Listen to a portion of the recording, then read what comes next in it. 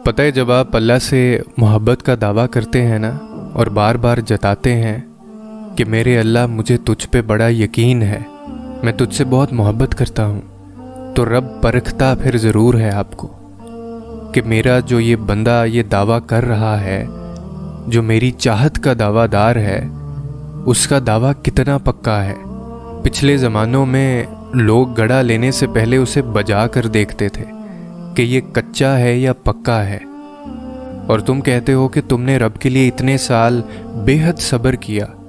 सब्र का दावा तो अपने आप में ही बेसब्री है। सब्र की लोगों के सामने नुमाइश भी बेसब्री है। और तुम अपने ऊपर अपने रब की नेमतें तो देखो। क्या तुम्हारे रब ने इतने सालों से तुम्हें ढांप कर नहीं रखा? क्या तुम्हारे रब ने तुम्हें इतनी नेमतें नहीं दी हैं? देखो, जो जितनी आसाइश में रहता है उसे आजमाइश उतनी ही सख्त लगती है। जो जितना बेसब्रा होता है उसके लिए सब्र करना उतना ही मुश्किल होता है।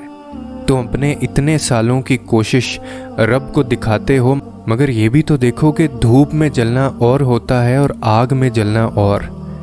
धूप में मिट्टी का घड़ा सालों भी पड़ा रहे ना तो कच्चा ही रहता है। उस पे बारिश की जाए तो वो घुलकर ख़त्म हो जाता है, और अगर उसके अंदर कुछ भी डाल दिया जाए वो तब भी टूट जाता है। तुम्हें तो नापसंदीदा हालात की सख्त गर्मी को अपने अल्लाह की खातिर बर्दाश्त करना है ताकि तुम अंदर बाहर से मजबूत हो जाओ। और जब तुम पक्के घड़े बन जाओगे तो फिर जब कभी अल्लाह की रहमतों की बारिश होगी, वो बारिश तुम्हारे अंदर को उसकी रहमतों और मसलहतों से भर देगी। क्योंकि पक्के घड़े और कच्चे घड़े में बस बर्दाश्त का ही तो फ़र्क होता है। जो सह जाता है वो बच जाता है, जो सह नहीं पाता वो बर्बाद हो जाता है।